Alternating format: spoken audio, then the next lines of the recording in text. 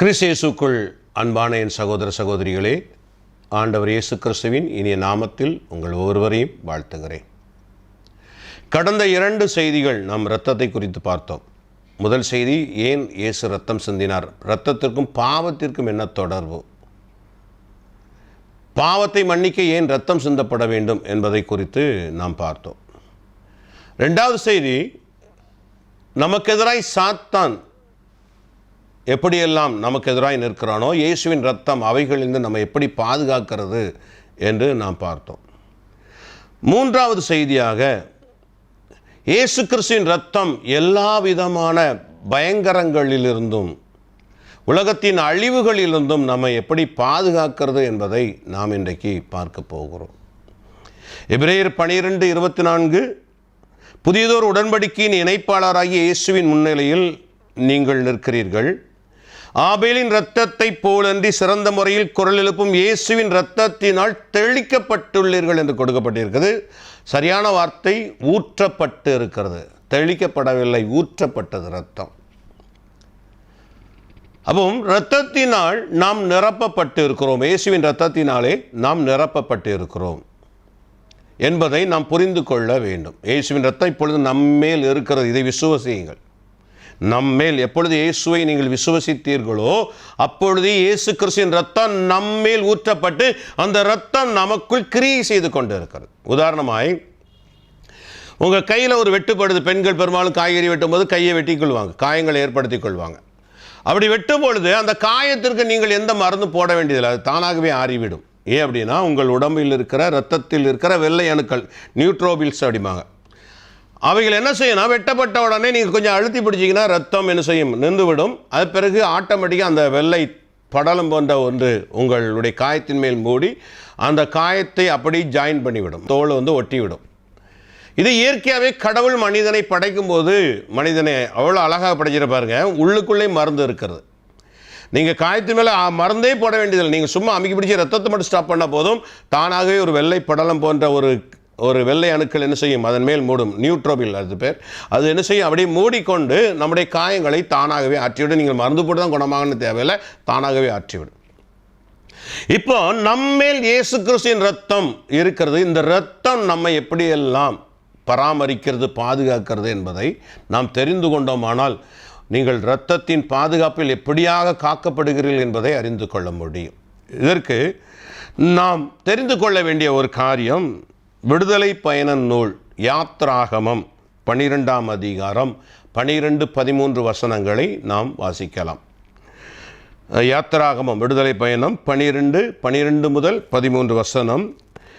ஆண்டவர் இஸ்ராயல் மக்களை அடிமைஸ்தான வீடாகிய எகிப்திலிருந்து மீட்டு கொண்டு வரும்படி மோசேயை அனுப்பினார்.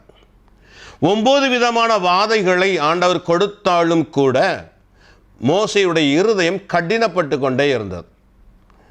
10வது கடைசியாக ஒரு பெரும் நியாய தீர்ப்பை ஆண்டவர் அந்த தேசத்திற்கு கொண்டு வரப்போகிறார். என்ன நியாய தீர்ப்பு அப்படின்னா, இப்பொழுது என்ன நடக்க போகிறது அப்படின்னா, எகிப்து தேசத்தில் இருக்கிற ஒவ்வொரு மனிதனுடைய தலைச்சான் பிள்ளைகளையும், ஆடு மாடுகளில் தலையீடுகள், அதாவது தலைச்சானா இருக்கிறவைகளும் எல்லாவற்றையும் நான் என்ன செய்ய போகிறேன், ஒரு கொடிய நோயினால் கொல்ல போகிறேன் ஆண்டு சொல்லுகிறார். ஆனால் அப்படி நான் கொல்வதற்கு அழிக்கிறவனை கூட்டிட்டு வருவேன். நான் முதலில் வருவேன், வரும்பொழுது அழிக்கிறவன் எனக்கு பின்பாய் வருவான். ஆனால் இஸ்ராயல் மக்களாகிய நீங்களோ உங்கள் வீடுகளில் ஆட்டுக்குட்டியின் இரத்தத்தை எடுத்து அதை உங்கள் நிலைக்கதவுகளிலும் நிலைக்கால்களிலும் பூச வேண்டும். நான் என்ன செய்வேன், இரத்தத்தை கடந்து போவேன். நான் அந்த இடத்துக்கு வரும்போது இரத்தத்தை பார்ப்பேன், இரத்தத்தை பார்த்து அங்கே அழிக்காதபடி கடந்து போவேன். ஆனால் இரத்தம் பூசாத வீடுகளை நான் அழிக்கும்படி அழிக்கிறவனுக்கு நான் கட்டளையிடுவேன். அன்றா கவனிங்க, ஆண்டவர் அந்த தேசத்துக்குள்ளே நடந்து வரப்போகிறார். இரத்தம் எங்கெல்லாம் பூசப்பட்டிருக்கோ அதெல்லாம் விட்டு, எங்கெல்லாம் இரத்தம் இல்லையோ அதையெல்லாம் அழிக்கும்படி அழிக்கிறவனுக்கு நான் கட்டளையிடுவேன். வாசிங்க விடுதலை பயண நூல் 12-13 வசனம். 12ஆம் அதிகாரம் 12-13 வசனம் நான் வாசிக்கிறேன். இன்றிரவு எகிப்து நாடெங்கும் நான் கடந்து சென்று எகிப்து நாட்டில் மனிதர் தொடங்கி விலங்கு வரை அனைத்து ஆண்பால் தலைப்பிறப்பையும் சாகடிப்பேன். எகிப்தின் தெய்வங்கள் அனைத்தின் மேலும் நான் தீர்ப்பிடுவேன். நானே ஆண்டவர். இரத்தம் நீங்கள் இருக்கும் வீடுகளில் உங்களுக்கு அடையாளமாய் இருக்கும். நான் இரத்தத்தை கண்டு உங்களை கடந்து செல்வேன். எகிப்து நாட்டில் நான் அவர்களை சாகடிக்கும் போது கொள்ளும் கொள்ளை நோய் எதுவும் உங்கள் மேல் வராது. ஆண்டவர் சொன்னார், இன்னைக்கு இரவே நான் என்ன செய்றேன், எகிப்து நாடெங்கும் மனிதர் தொடங்கி விலங்கு வரை ஆண்பால் தலைபிறப்பு அனைத்தையும் சாகடிக்க போகிறேன். எல்லாவற்றையும் சாகடிக்க போகிறேன். ஆனால் நீங்கள் உங்கள் நிலை கதவுகளிலும் நிலை கால்களிலும் பூசியிருக்கிற ரத்தம் அடையாளமாயிருக்கும். அதை நான் பார்த்து கடந்து செல்வேன். எகிப்து நாட்டில் கொள்ளை நோயை நான் அனுப்ப போகிறேன். அந்த கொள்ளை நோயை கொண்டு வருகிற தூதன் இரத்தம் பூசப்பட்ட உங்கள் வீடுகளை தாக்க மாட்டான்.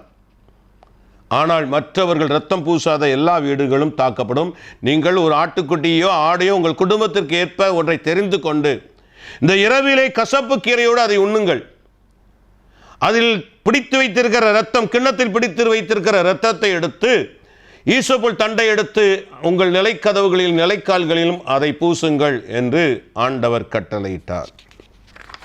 வாசியுங்கள் விடுதலை பயணங்கள் 12ஆம் அதிகாரம் 22, 23. ஈசோப்பு கொத்தை எடுத்து கிண்ணத்தில் உள்ள இரத்தத்தில் அதை தோய்த்து கதவின் மேல் சட்டத்திலும் இரு நிலைக்கால்களிலும் கிண்ணத்தில் உள்ள இரத்தத்தை பூசுங்கள். காலை வரையிலும் தன் வீட்டின் கதவை தாண்டி உங்களில் ஒருவனும் வெளியே போகக்கூடாது. நான் அழிக்க வரும்பொழுது இரத்தத்தை பூசிக்கொள்ளுங்கள். 23ஆம் வசனம், ஈட்டை தாக்குமாறு நான் கடந்து செல்கையில் கதவின் மேல் சட்டத்தில் இரு நிலைக்கால்களிலும் இரத்தத்தை கண்டு அக்கதவை கடந்து செல்வேன். அழிப்பவன் உங்கள் வீடுகளில் புகுந்து தாக்குமாறு அவன் அனுமதிக்கப்பட மாட்டான். அழிக்கிறவன் இரத்தம் பூசப்பட்ட உங்கள் வீடுகளை தாக்குமாறு அவன் அனுமதிக்கப்பட மாட்டான். ஆனால் இரத்தம் பூசப்படாத வீடுகளை தாக்குமாறு நான் அனுமதி கொடுப்பேன். அந்த கொள்ளை நோய் வரும்பொழுது ஆண்பால் தலைப்பிள்ளைகளை மட்டுமே தாக்கும். ஆண்பாலில் இருக்கிற எல்லா அரண்மனையிலிருந்து கைதி வரை யாரெல்லாம் இருக்கிறார்களோ, ஆடு மாடுகள் எவைகளெல்லாம் இருக்குதோ அவைகளின் ஆண்பால் முதல் பிறப்பு தலைப்பிறப்பு அனைத்தையும் நான் சாகடிப்பேன். ஒரு கொடிய கொள்ளை நோய் அவர்களை தாக்கும். அந்த நோய் தாக்கும்படி அந்த தூதன் வருவான். ஆனால் இரத்தம் பூசப்பட்ட வீடுகள் பாதுகாக்கப்படும் என்று ஆண்டவர் வாக்குறுதி கொடுத்தார். இஸ்ரேல் மக்கள் அனைவரும் என்ன செஞ்சாங்க? உடனடியாக ஒரு ஆட்டை தெரிந்து கொண்டாங்க. அதை வெட்டி ஆண்டவருக்கு பலி செலுத்தி விட்டு மீதி இரத்தத்தை எடுத்து நிலைக்கால்களில் கதவுகளிலும் பூசினார்கள். இரவு நேரம் ஆண்டவருடைய அழிக்கும்படி வருகிறார். பைபிள் சொல்லுகிறது 29ஆம் வசனம், விடுதலை பயண நூல் யாத்ராகமம் 12ஆம் அதிகாரம் 29, 30 வசனத்திலே, நள்ளிரவில் அரசனாய் இருந்த பார்வோனின் தலைமகன் தொடங்கி சிறையில் கிடந்த கைதியின் தலைமகன் வரை எகிப்து நாட்டில் எல்லா ஆண் தலைப்பிறப்பையும் மற்ற விலங்குகள் அனைத்தையும் ஆண்டவர் சாகடித்தார். ஆடு மாடுகளில் தலையீற்றுகள், அரசன் முதல் கைதி வரை இருக்கிற எல்லாருடைய தலைச்சான் பிள்ளைகளையும் ஆண்டவர் சாகடித்தார். 30ஆம் வசனம் சொல்லுகிறது, எகிப்து நாட்டில் சாவில்லாத வீடு எதுவுமே இல்லை. அதாவது இஸ்ரேல் மக்களை விட்டுவிட்டு எகிப்து நாட்டை சார்ந்தவர்கள் வீட்டில் சாவில்லாத வீடே இல்லாதபடி ஒரு பெரிய மரணம் நிகழ்ந்து விட்டது. ஆனால் ஆட்டுக்குட்டியின் இரத்தத்தினால் தங்கள் நிலைக்கால்களையும் கதவுகளையும் பூசிக்கொண்டவர்களோ எந்த பாதிப்புமின்றி பாதுகாக்கப்பட்டார்கள். எல்லா வீட்டிலும் மரண ஓலத்தின் சப்தம் கேட்டது. ஒரு ஆட்டுக்குட்டி அவர்களை பாதுகாத்து கொண்டது. எனக்கு பிரியமானவர்களே, ஒரு ஆட்டுக்குட்டியின் இரத்தம் அந்த இஸ்ரேல் மக்களை பாதுகாக்குமானால், விலையேற பெற்ற இயேசு கிறிஸ்துவின் இரத்தத்தை கொண்டு விலை கொடுத்து வாங்கப்பட்ட நாம், இரத்தத்தினால் தெளிக்கப்பட்ட நம்மை இயேசுவின் இரத்தம் எவ்வளவாய் பாதுகாக்கும் என்பதை நீங்கள் புரிந்து கொள்ளுங்கள். 1 கொரிந்தியர் 6ஆம் அதிகாரம் 20ஆம் வசனம் சொல்லுகிறது, கடவுள் உங்களை விலை கொடுத்து மீட்டுள்ளார், எனவே உங்கள் உடலால் கடவுளுக்கு பெருமை சேரும். கடவுள் நம்மை விலை கொடுத்த இரத்தத்தை கொடுத்து மீட்டு இருக்கிறார். 1 பேதுரு 1:18-19 சொல்லுகிறது, மூதாதையரிடமிருந்து வழி வழியாய் வந்த வீணான நடத்தில் உங்களை விடுவிக்க கொடுக்கப்பட்ட விலை பொன்னோ வெள்ளியோ அல்ல, மாசு மறுவற்ற ஆட்டுக்குட்டி போன்ற இயேசு கிறிஸ்துவின் விலையேறப்பெற்ற இரத்தத்தினால் நீங்கள் மீட்கப்பட்டு இருக்கிறீர்கள். ஒரு விலையேறப்பெற்ற இரத்தம். அங்க எகிப்து தேசத்திலே இஸ்ராயல் மக்கள் வெறும் ஆட்டுக்குட்டியின் இரத்தத்தை தான் எடுத்து அவர்கள் நிலைக்கதவுகளிலும் நிலைக்கால்களிலும் பூசினார்கள். ஆனால் நமக்கோ விலையேறப்பெற்ற இயேசு கிறிஸ்துவின் இரத்தத்தினாலே நாம் என்ன செய்யப்பட்டிருக்கிறோம்? மூடப்பட்டு இருக்கிறோம், கழுவப்பட்டு இருக்கிறோம், பாதுகாக்கப்பட்டு இருக்கிறோம். அப்படி இருக்க நமக்கெதிராக இந்த உலகத்தின் எந்த சக்திகளும் வர முடியாது. தாவீது சொல்வது போல, எனக்கெதிராய் ஒரு படையே பாளையம் இறங்கினும் நான் அஞ்ச மாட்டேன் என்று தாவீதால் சொல்ல முடிந்தது என்றால், இயேசு கிறிஸ்துவின் இரத்தத்தினால் பாதுகாக்கப்படுகிற நாம் சொல்ல முடியும். ஒரு படையை எனக்கெதிராய் விரோதமாய் பாளையம் இறங்கினாலும் இயேசுவின் இரத்தத்தை கொண்டிருக்கிற என்னுடைய தலைமுடியை கூட எந்த தீமைகளும் அசைக்க முடியாது. வெள்ளம் போல சாத்தான் உங்களுக்கு விரோதமாய் எழும்பியே வந்தாலும் இயேசுவின் இரத்தத்தினாலே மூடப்பட்டிருக்கிற உங்களுக்கு விரோதமாய் அவன் உங்கள் தலைமுடியை கூட தொட முடியாது. ஒரு ஆட்டுக்குட்டியின் இரத்தம் அந்த இஸ்ராயல் மக்களை பாதுகாக்குமானால், இயேசு கிறிஸ்துவின் இரத்தத்தை கொண்டிருக்கிற நம்மை இயேசுவின் இரத்தம் எவ்வளவாய் பாதுகாக்கும் பாருங்கள். விலையேறப்பெற்ற இரத்தத்தினாலே நாம் என்ன செய்யப்பட்டிருக்கிறோம்? பாதுகாக்கப்பட்டு கொண்டு இருக்கிறோம். 1940ஆம் ஆண்டு 2ஆம் உலகப் போர் 39 ஆரம்பித்தது. 40ஆம் ஆண்டிலே நாஜி படைகளாகிய ஜெர்மன் படைகள் இங்கிலாந்து தேசத்தில் வெடிகுண்டுகளை தூக்கி போட்டது. ஏவுகணைகளை வீசியது. 500 கிலோ எடை கொண்ட 13 குண்டுகள் லண்டன் மாநகர் மேல் போடப்பட்டது. அநேக வீடுகள் சேதமடைந்தது. லட்சக்கணக்கான மக்கள் வீடுகளை இழந்தார்கள். பெரும் பூகம்பம் போல் அந்த பூமியை அது அதிர பண்ணினது. அந்த இடத்தில் ஒரு மனிதன் இருந்தான். அந்த மனிதன் பெயர் Maxwell White. Blood of Jesus என்ற ஒரு புத்தகத்தை எழுதியிருக்கிறார். அந்த புத்தகத்தில் அவர் சொல்லுகிற காரியம், 40ஆம் ஆண்டு நாஜி படைகள் 13 குண்டுகளை லண்டன் மாநகர் மேல் போட்டது. அரசாங்கம் பதுங்கு குழிகளில் போய் உங்களை மூடிக்கொள்ளுங்கள், பாதுகாத்துக் கொள்ளுங்கள் என்று அறிக்கையை கொடுத்தது. அநேகர் போய் தங்களை பதுங்கு குழியில் போய் பாதுகாத்துக் கொண்டார்கள். சிலர் பணமும் பொருளும் வைத்திருக்கிறவர்கள் தங்கள் பணத்தையும் பாதுகாக்கும்படி வீட்டுக்குள் தங்கிவிட்டார்கள். இந்த மேக்ஸ்வெல் ஒயிட், அவருடைய கணவன் மனைவி, அவர்கள் 2 பேர், பெற்றோர் மற்றும் பிள்ளைகள் எல்லோரும் அந்த வீட்டில் இருக்கிறார்கள். ஆனால் அவர்கள் அந்த வீட்டை விட்டு ஓடி போகவில்லை. அவர்கள் செய்த ஒரு காரியம் என்ன தெரியுமா? இயேசுவே, உம்முடைய இரத்தம் எங்களை பாதுகாக்கும்படி கொடுக்கப்பட்டிருக்கிறது. இரத்தத்தினாலே நாங்கள் மூடப்பட்டு இருக்கிறோம். இரத்தம் எங்கள் மேல் ஊற்றப்பட்டு இருக்கிறது.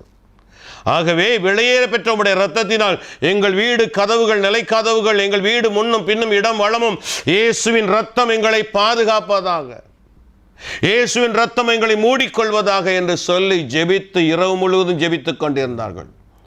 12:30 மணி வேளை 13 குண்டுகள் லண்டன் மாநகர் மேல் விழுகிறது. 500 கிலோ எடை கொண்ட ஏவுகணைகள் அங்கே வீசப்படுகிறது. பூமி நில அதிர்வை போல் அதிர்கிறது. பூகம்பம் வந்தது போல பூமியானது அதிர்கிறது. வீட்டை விட்டு இவர்கள் வெளியே வராமல் ஆண்டவருடைய இரத்தத்திலே கட்டி ஜெபித்துக் கொண்டு இருக்கிறார்கள். நீண்ட நேரம் விடிய காலை நேரத்திலே அரசாங்கம் யாராவது உயிரோடு இருக்கிறீங்களா அப்படின்னு சத்தம் போட்டு வருகிறது. கதவை திறக்கிறார். எங்கும் புகை மண்டலங்களும் தூசி படலங்களும் இருக்கிறது. அங்கே பார்த்த ஒரு காட்சி, இவர் வீட்டை தவிர மற்ற எல்லா வீடுகளும் இடிந்து தரைமட்டமாக்கப்பட்டது. வீட்டிலிருந்து அநேகர் பிணமானார்கள். ஒரே நாளில் 16,800 பேர் மரணம் அடைந்தார்கள். ஆனால் இந்த மேக்ஸ்வெல் ஒயிட் வீடு மட்டும் எந்த தீங்குமின்றி பாதுகாக்கப்பட்டது. அங்கிருந்த ஒவ்வொரு படை வீரர்களும் ஆச்சரியப்பட்டார்கள். எப்படி? ஏனெனில் அந்த வீடு இயேசுவின் இரத்தத்தினாலே பாதுகாக்கப்பட்டது. பாருங்க, இயேசுவின் இரத்தம் நம்மை பாதுகாக்கும்படி நம்முடைய குடும்பத்தின் மேலும் நம்மேலும் சொந்தப்பட்டு இருக்கிறது. இயேசுவின் இரத்தமே இந்த மேக்ஸ்வெல் ஒயிட்டுடைய வாழ்க்கையை பாதுகாத்தது, அவருடைய குடும்பத்தாரை பாதுகாத்தது என்று அந்த புத்தகத்தில் அவர் எழுதியிருக்கிறார். யாத்திராகமம் விடுதலை பயணம் 12:3 சொல்லுகிற, குடும்பத்திற்கு ஒரு ஆடு, வீட்டிற்கு ஒரு ஆடு என்று தேர்ந்து கொள்ளுங்கள் என்று சொல்லி அவர்கள் ஆட்டுக்குட்டியை தெரிந்து கொண்டு இரத்தத்தை பூசினார்கள். நமக்காய் ஒரு ஆடு தெரிந்து கொள்ளப்பட்டு இருக்கிறது. நமக்காய் ஒரு ஆடு அடிக்கப்பட்டு இருக்கிறது. அந்த ஆட்டின் பெயர் தான் என் ஆண்டவராகிய இயேசு என்ற அவருடைய நாமம். இயேசு கிறிஸ்துவின் இரத்தம் நம்மை பாதுகாத்தது. எனக்கு பிரியமானவர்களே, இன்றைக்கும் இயேசுவின் இரத்தம் உங்களை பாதுகாக்கும்படி, நம் ஒவ்வொருவருக்காய் பாதுகாக்கும்படி நம்மேல் கிரியை செய்து கொண்டிருக்கிறது. ஹல்லேலூயா. அவர்கள் ஒரு ஆட்டை தெரிந்து கொண்டார்கள். ஆனால் நமக்காக மாசற்ற இயேசு கிறிஸ்து, ஆட்டுக்குட்டி போன்ற உயர் மதிப்புள்ள இயேசு கிறிஸ்து நமக்காய் கொடுக்கப்பட்டார். அவருடைய இரத்தம் நம்மை பாதுகாக்கிறது, பராமரிக்கிறது, போஷிக்கிறது, வழி நடத்துகிறது. ஆனால் அதே இஸ்ராயல் மக்கள், இரத்தத்தினாலே அவ்வளவாய் பாதுகாக்கப்பட்ட அதே இஸ்ராயல் மக்கள் ஒரு நாள் ஒரு அழிவை சம்பாதித்தார்கள். எப்படி? அதை நாம் தெரிந்து கொண்டோம் என்றால் நம்முடைய வாழ்க்கையை நாம் கவனமாய் கொண்டு செல்ல முடியும். யோசுவா 6ஆம் அதிகாரம் 18ஆம் வசனத்திலே எரிக்கோவை கைப்பற்ற போகிறார்கள். யாரு? இஸ்ராயல் மக்கள். இப்போது மோசே உயிரோடு இல்லை. யோசுவா படையை வழி நடத்தி கொண்டு இருக்கிறார், மக்களை வழி நடத்துகிறார். எரிக்கோவை பிடிக்கணும். எரிக்கோ பெரிய மதில் சுவர்களால் மூடப்பட்ட ஒரு நகரம். யாரும் உள்ளுக்கே போக முடியாது. இரும்பு கதவுகள் கொண்ட கேட்டுகளை போட்டு மூடியிருந்தார்கள். ஆகவே உடைத்து கொண்டு போவது முடியாத காரியம், அது ஆபத்தை விளைவிக்கும் என்பதனாலே ஆண்டவர் 6 நாட்கள் ஆண்டவர் அந்த எரிக்கோ மதில் முன்பாய் நின்று என்னை துதியுங்கள் என்று சொன்னார். 7ஆம் நாளிலே அந்த எரிக்கோ நகரத்து முன்பாய் இருந்து அவர்கள் எக்காலத்தை ஊதினார்கள். அந்த மதில் சுவர் பொடி பொடியாய் தவிடு பொடியாய் மாறி போய்விட்டார். அதற்கு முன்பு ஆண்டவர் சொன்னார், நீங்கள் அழிந்து போகாதபடி இந்த எகிப்து தேசத்திலே கைப்பற்றுகிற பொருட்களை விட்டு விலகி நில்லுங்கள். நீங்கள் அழிவுக்குரியவற்றிலிருந்து எதையாவது கவர்ந்தால் இஸ்ராயேல் பாளையத்தில் அழிவுக்குரியதாக்கி கலங்கச் செய்வீர்கள் அப்படின்னு சொல்லி ஆண்டவர் ஒரு எச்சரிக்கை கொடுக்கிறார். அதாவது எரிக்கோ ஒரு விபச்சார பட்டணம், வேசித்தனங்கள் நிறைந்த பட்டணம், விக்கிரகாராதனை நிறைந்த பட்டணம். அந்த பொருட்கள், அங்கே கொள்ளையடிக்கிற பொருட்கள் எல்லாம் ஆண்டவருடைய கருவூலத்துக்கு வரணும். மனிதன் யாரும் அதை தொடக்கூடாது. தொட்டால் தீட்டு, ஏன்னா அது அழிகிறவை, அழிவுக்குரியவைகள். ஆகவே அழிவுக்குரிய அவைகளை நீங்கள் தொட்டாலோ அவற்றை கைப்பற்றினாலோ அது உங்களுக்கு விளைவு, அழிவை கொண்டு வரும். ஆகவே அதை விட்டு விலகி நில்லுங்கள் என்று ஆண்டவர் இஸ்ரேல் மக்களுக்கு யோசுவா வழியாக காரியங்களை சொல்லிக் கொடுத்தார். ஆனால் என்ன நடந்தது என்பதை பார்க்கலாம். யோசுவா 7ஆம் அதிகாரம் 1ஆம் வசனம், இஸ்ரேல் மக்கள் அழிவுக்குரியவை பற்றிய கட்டளையை மீறினார்கள். யூத குலத்தை சார்ந்த செராகியின் மகனாகிய சபதியின் மகன் கர்மிக்கு பிறந்த ஆக்கான் என்பவன் அழிவுக்குரியவற்றிலிருந்து சிலவற்றை கவர்ந்து கொண்டான். இஸ்ரேல் மக்கள் மீது ஆண்டவர் கோபம் வந்துவிட்டது. இவன் என்ன பண்ணிட்டான் அப்படின்னா, நீங்கள் பார்த்தீங்கன்னா யோசுவா 7ஆம் அதிகாரம் 21ஆம் வசனத்தில் இவன் அவர்களை தாக்கும்போது, எதிரிகளை தாக்கும்போது அவர்கள் வீட்டில் இருந்த அழகான பாபிலோனிய ஆடை, மேலாடை, பாபிலோன் என்பதே விபச்சாரத்தின் ஒரு நகரம், எரிக்கவும் நகரம். அந்த மனுஷன் ஒருவேளை இவன் எடுத்த வீட்டுக்காரன் பாபிலோன் தேசத்துக்கு டூர் போயிருக்கும்போது வாங்கிட்டு வந்தானே தெரியலை. ஒரு விபச்சார நகரம். அங்கிருந்த ஒரு பாபிலோனிய மேலாடை, 1 கிலோ 300 கிராம் வெள்ளி, 575 கிராம் தங்கு கட்டி, இவைகளை எடுத்து என்ன செஞ்சான்? தன்னுடைய கூடாரத்தில் மறைத்து வைத்து விட்டான்.